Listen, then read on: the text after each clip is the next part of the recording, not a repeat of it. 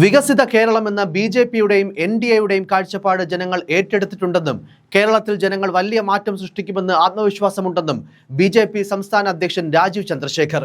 BJP കേരളത്തിൽ നിർണായക ശക്തിയായി മാറുമെന്നും നേമത്തെ എൻ.ഡി.എ സ്ഥാനാർത്ഥി കൂടിയായ അദ്ദേഹം മാധ്യമങ്ങളോട് പറഞ്ഞു. ജനാധിപത്യ ഉത്സവത്തിൽ പങ്കെടുക്കാൻ അവസരം കിട്ടിയതിൽ സന്തോഷമുണ്ട്. നാടിന്റെയും നാട്ടുകാരുടെയും ഭാവി തീരുമാനിക്കാനുള്ള അവസരമാണിത്. എല്ലാവരും തെരഞ്ഞെടുപ്പിൽ പങ്കെടുത്ത് വോട്ട് ചെയ്യണം. ബി.ജെ.പി എൻ.ഡി.എ മുന്നോട്ട് വയ്ക്കുന്ന വികസിത കേരളം എന്ന കാഴ്ചപ്പാട് ആത്മാർത്ഥമായി എല്ലാവരോടും പറഞ്ഞിട്ടുണ്ട്. ഇത് നിർണായകമായ തെരഞ്ഞെടുപ്പാണെന്ന് ജനം മനസ്സിലാക്കി അത് ഏറ്റെടുത്തിട്ടുണ്ട്. വലിയ മാറ്റം ജനങ്ങൾ സൃഷ്ടിക്കുമെന്ന് ആത്മവിശ്വാസമുണ്ട്.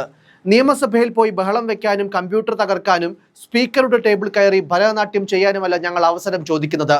ജനങ്ങളുടെ പ്രശ്നങ്ങൾ പരിഹരിക്കാനാണ് ഒരു അവസരം ചോദിക്കുന്നത്. അതിനുവേണ്ടിയാണ് മത്സരിക്കുന്നത്. കേരളം മാറണം, മാറാത്തത് മാറ്റണം. കേരളം ഇനി വളരണമെന്നും 140 മണ്ഡലങ്ങളിൽ മത്സരിക്കുന്ന എൻ.ഡി.എ സ്ഥാനാർത്ഥികൾക്കും ആശംസകൾ നേരുന്നതായും അദ്ദേഹം പറഞ്ഞു. നേമത്ത് ആത്മവിശ്വാസമുണ്ട്. ഈ മാറ്റം ജനങ്ങൾ ഏറ്റെടുത്തു. ഇനി മെയ് 4-ന് ഫലം കാണാം. UDF-നും LDF-നും വ്യക്തമായ ഭൂരിപക്ഷം കിട്ടുന്ന ജനവിധിയാകില്ല.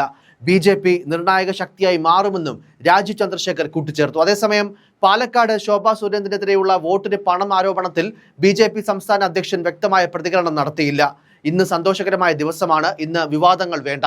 അതിന് തെരഞ്ഞെടുപ്പ് കമ്മീഷനുണ്ട്, പോലീസുണ്ട്. നിയമപരമായ നടപടികൾ അവർ എടുക്കട്ടെ എന്നായിരുന്നു ബി.ജെ.പി സംസ്ഥാന അധ്യക്ഷന്റെ മറുപടി.